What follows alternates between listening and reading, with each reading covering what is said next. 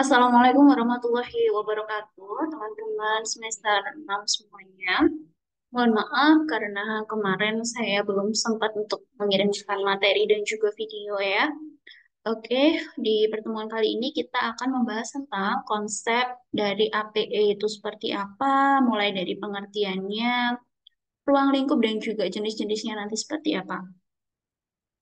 Langsung saja, em, kita bahas dulu di pengertian bermain dan juga APE. Bermain itu teman-teman sudah mendapatkan mata kuliah tentang bermain dan permainan anak ya. Di situ dijelaskan bahwa anak melakukan kegiatan bermain itu karena mereka memiliki energi yang berlebih. Jadi mereka menyalurkan melalui bermain energi-energinya itu supaya bisa berkurang.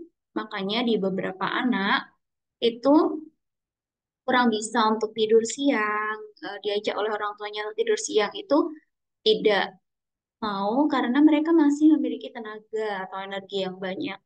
Sehingga mereka lebih memilih untuk bermain bersama teman karena energinya itu masih banyak. Nah, bermain merupakan aktivitas yang menyenangkan untuk anak usia dini. Bermain itu juga membutuhkan alat permainan.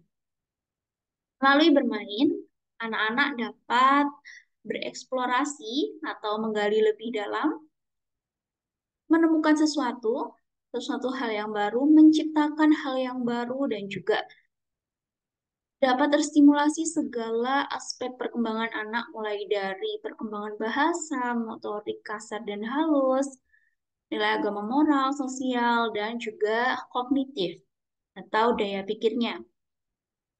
Kita beralih ke pengertian dari permainan, alat permainan. Alat permainan merupakan berbagai sarana yang mampu menstimulasi aktivitas anak dan juga membuat anak merasa senang. Kita lihat ketika anak bermain menggunakan alat permainan yang ada di rumah, mereka terlihat senang dan juga sangat tertarik terhadap mainannya. Nah, kita ke permainan edukatif atau alat permainan edukatif. Kalau permainan edukatif sendiri itu adalah permainan yang mendidik anak untuk terstimulasi secara positif melalui panca inderanya. Jadi panca indera mulai dari indera peraba, pembau, pencium, pembau dan pencium gitu ya.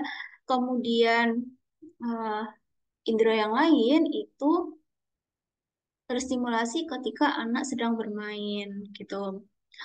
Selanjutnya di APE PAUD. Menurut Rahman, APE PAUD itu merupakan alat yang secara khusus dirancang atau dibuat untuk pendidikan prasekolah atau memang untuk anak AUD dan untuk meningkatkan perkembangan anak.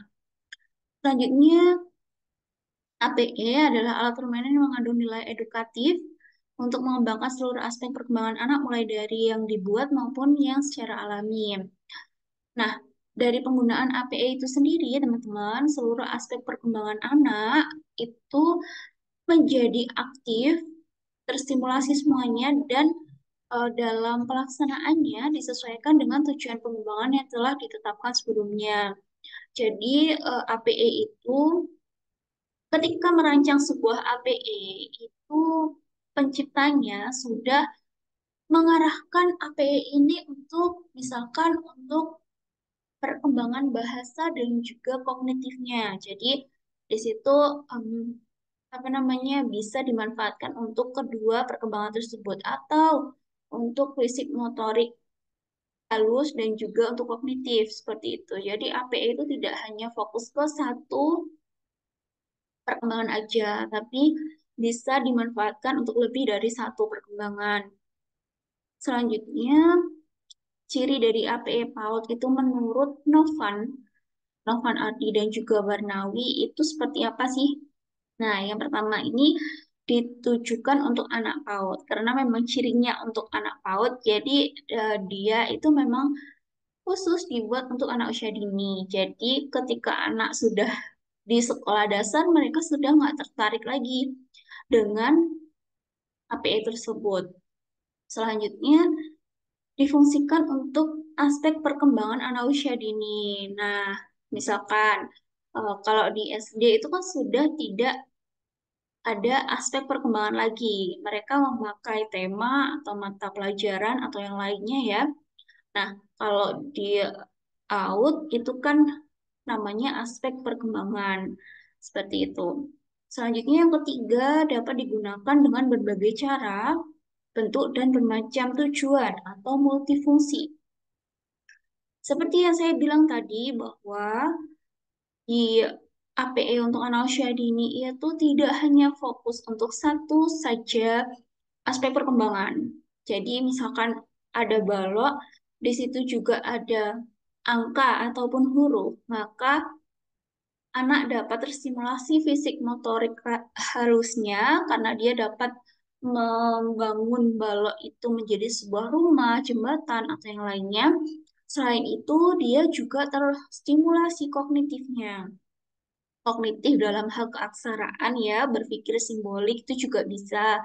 Selanjutnya, ketika em, anak sudah mengucapkan ada angka dan juga huruf di situ, itu bisa masuk ke bahasa ekspresif di situ. Jadi sudah bisa menstimulasi tiga aspek perkembangan anak. Misalkan di situ nanti di balok bergambar huruf hijaiyah. Nah, di situ bisa terstimulasi dari aspek fisik motorik halus ketika mereka menyusunnya atau menjajarkan apa namanya huruf-huruf itu ya, atau juga bisa ketika mereka bahasanya ketika mereka mengucapkan huruf hijaiyah itu. Nah, ketika mereka setelah dapat mengucapkan huruf hijaiyah dan mulai merangkai menjadi sebuah bacaan gitu ya. Misalkan mereka pakai metode Iqra, itu em, sudah bisa mencakup tiga aspek, salah satunya enam, nilai agama moral ya, mengaji itu tadi. Seperti itu yang dimaksud dengan multifungsi. Selanjutnya, aman dan tidak berbahaya bagi anak. Ketika kita membuat suatu alat permainan edukatif, itu perhatikan bahan-bahannya, cari yang aman. Aman eh, mulai dari sudutnya tidak runcing, kemudian misalkan balok itu dari kayu, pastikan catnya aman, kemudian kayunya tidak ada bulu-bulu halus yang bisa melukai anak, dan apa namanya hal tersebut benar-benar membuat anak aman ya, tidak terluka sama sekali. Selanjutnya, yang kelima, dirancang untuk mendorong aktivitas dan kreativitas anak. Maka dari itu, ketika membuat suatu APY, teman-teman diharapkan untuk em, merancang itu dapat digunakan lebih dari satu aspek perkembangan, sehingga nantinya anak menjadi aktif dan juga dapat kreatif. Kreatif dalam hal misalkan dapat menyusun balok itu menjadi berbagai berbagai bangunan. Nggak harus balok ya. Misalkan kalian nanti buat seperti puzzle dan lainnya, itu em, pastikan hal tersebut adalah sesuatu yang baru yang em, belum ada sebelumnya gitu. Atau ATM, prinsipnya amati, tiru, dan juga modifikasi. Nah, di situ nanti kalian akan bisa membuat APE yang benar-benar bermanfaat dan baru. Selanjutnya, yang keenam adalah bersifat konstruktif atau ada yang dihasilkan. Nah, di sini seperti balok itu tadi, itu bisa dibangun atau konstruktif. Nah, ada sesuatu yang dihasilkan sehingga anak itu dapat menciptakan hal yang baru. Selanjutnya, yang ketujuh adalah mengandung nilai pendidikan.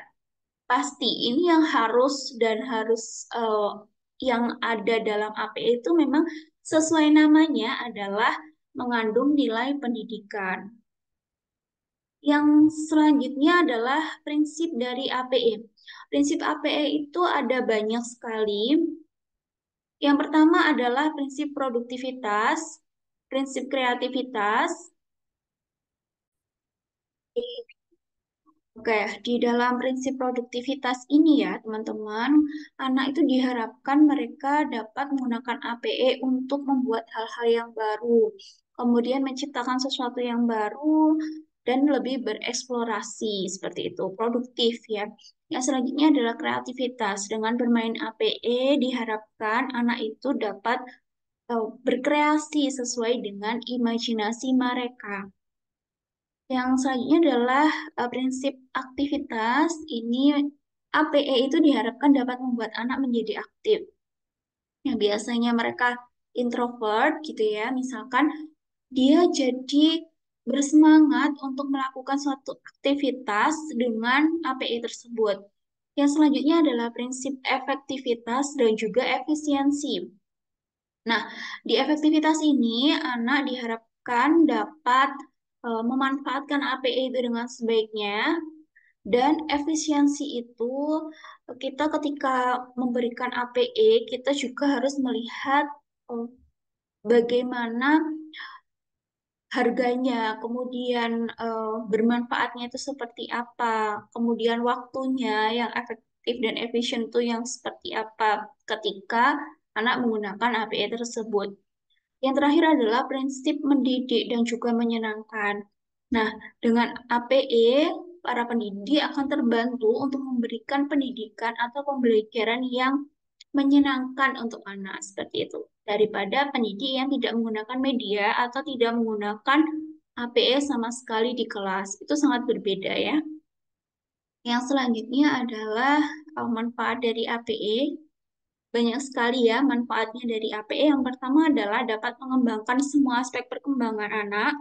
Selanjutnya memudahkan anak untuk belajar.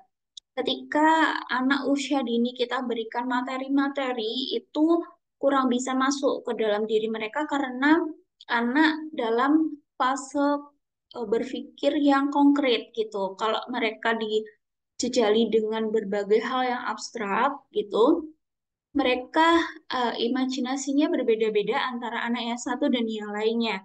Ada yang sudah bisa langsung memahami apa yang dimaksud oleh pendidik, ada juga yang masih berpikir eh, tidak sama gitu ya, tidak sama dengan apa yang dijelaskan oleh pendidik. Maka kita membutuhkan media ataupun APE untuk memberikan materi yang benar-benar konkret kepada anak sehingga anak mudah memahami apa yang dijelaskan. Selanjutnya melatih konsentrasi anak.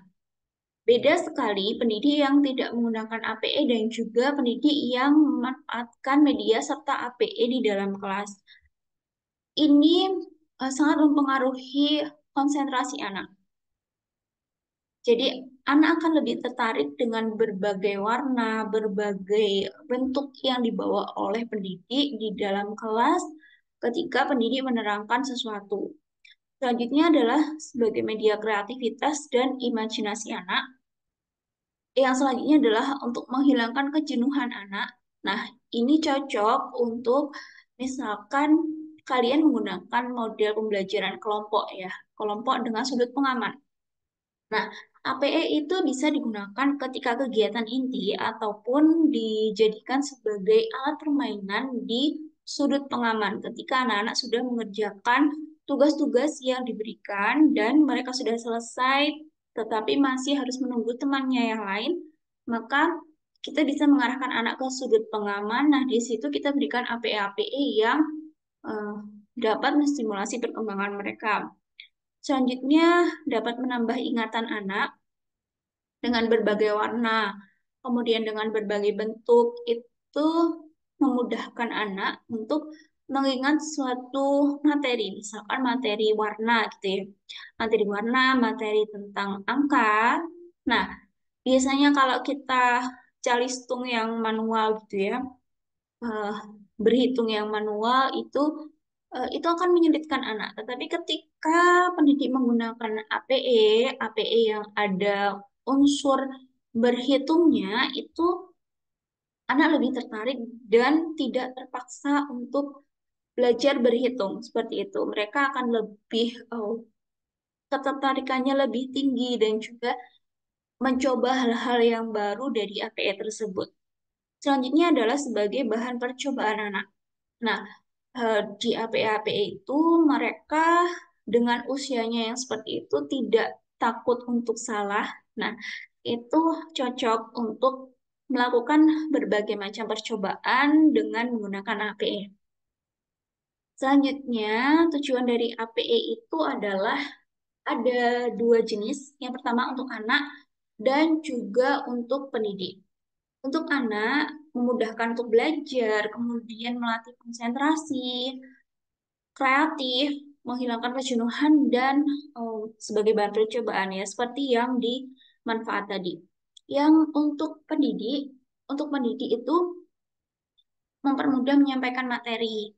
Beda banget pendidik yang hanya metode ceramah gitu ya. Hanya metode ceramah, tidak punya media untuk menggambarkan sesuatu materi dengan pendidik yang menggunakan APE sebagai model untuk materinya. Itu eh, sangat menyenangkan jika kita menjadi pendidik yang dapat menggunakan APE. Selanjutnya, untuk melatih kreativitas pendidik, karena APE itu beberapa juga ada yang dibuat sendiri oleh pendidik. Yang ketiga adalah untuk mengatasi keterbatasan waktu, tempat, maupun bahasa. Nah, untuk menyingkat waktu, misalkan kita mau menggambar ya, menggambar suatu tema seperti itu. Kalau kita menggunakan APE, misalkan berbentuk burung atau berbentuk hal-hal yang sangat unik dan membutuhkan waktu lama untuk kita menggambarnya, maka APE adalah pilihan yang tepat dan juga efektif serta efisien untuk menjelaskan suatu materi. Yang selanjutnya adalah untuk membangkitkan motivasi belajar anak, selanjutnya untuk media penilaian anak. Selanjutnya, syarat APE itu apa saja? Aman, seperti yang saya sampaikan tadi. Selanjutnya adalah ukurannya sesuai dengan usia anak, ya.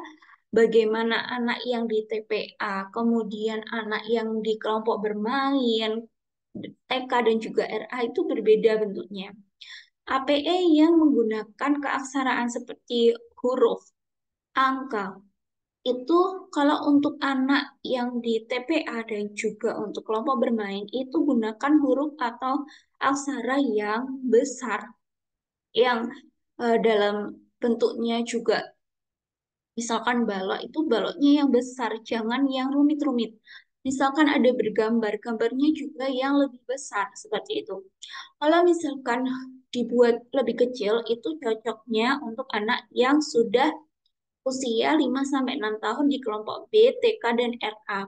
Itu cocok kalau mereka sudah memahami eh, keaksaraan dan juga bisa melihat gambar-gambar yang lebih kecil seperti itu. Kemudian desainnya itu jelas, memiliki fungsi untuk perkembangan anak, dapat dimainkan dengan variasi, minimal dua lah ya, dua aspek perkembangan yang distimulasi. Selanjutnya sederhana dan menarik, tidak mudah rusak ini ya. Jadi kalau kalian membuat APE misalkan dari kardus, usahakan kardusnya itu yang benar-benar bagus. Kardus yang awet seperti itu. Karena kardus itu kan juga macam-macam ya untuk jenisnya gitu. Kalau kalian menggunakan jenis kardus yang mudah robek dan lainnya, itu justru kalau menurut saya itu boros karena kalian ketika menggunakan kardus seperti itu, kemudian sudah dia sangat bagus tetapi tidak awet, pastikan apa namanya lebih banyak uang yang dikeluarkan gitu karena kalian harus buat lagi yang lebih bagus atau di tema yang lainnya karena tidak bisa bertahan lama dan sudah rusak untuk APE yang sebelumnya. Yang terakhir adalah bahan yang digunakan itu tidak berbahaya untuk lingkungan. Maksudnya adalah tidak beracun seperti itu, kemudian tidak berbahaya atau menyakiti anak dan juga pendidik. Intinya bahannya memang harus yang kuat dan juga aman. Nah, apa saja jenis-jenis dari APE itu? Ada APE Montessori, E-body, kemudian balok Creysenite, kemudian Froebel, dan juga APE tradisional. Kita ke APE Montessori dulu ya. Nah, di Montessori alat permainan yang memudahkan dalam tahap mengingat konsep apa yang akan dipelajari secara mandiri. Dan di Montessori ini, anak itu eh, diarahkan juga ke sensori seperti itu. Bagaimana bentuk-bentuknya dan juga apa namanya eh, bagaimana konstruktivis konstruktivitasnya. Selanjutnya ada APE pribadi atau alat permainan dengan boneka tangan atau boneka jari. Ini untuk mengembangkan kosakata bahasa dalam proses pembelajaran. Bentuk dari APE ini bisa dijumpai dalam boneka tangan dan boneka jari yang biasanya terbuat dari kain. Kain yang untuk baju itu ya, kemudian dari kain flanel, terus kain-kain boneka seperti itu ya teman-teman. Ini masuk jenis APE pribadi. Ada APE balok questionnaire.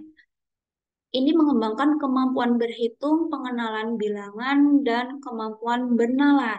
Jadi biasanya di sini itu ada angka, huruf, seperti itu ya. Ada angka, kemudian misalkan kalian ada bentuk geometri yang tengahnya itu ada lingkaran-lingkaran sesuai jumlahnya, kayak gitu, itu masuk di balok questionnaire. Kemudian APF Robel. Nah, ini ada questionnaire, kemudian yang ini Trouble biasanya disebut dengan balok block dots. Nah, biasanya berbentuk bangunan untuk nalar dan juga motorik anak. Jadi, ketika ada bentuk geometri yang sesuai dengan lubangnya, seperti itu, anak bisa memasukkan sesuai dengan bentuknya, seperti itu. Kemudian ada APE tradisional, ini yang mungkin kalian sudah sering gunakan ya waktu kecil.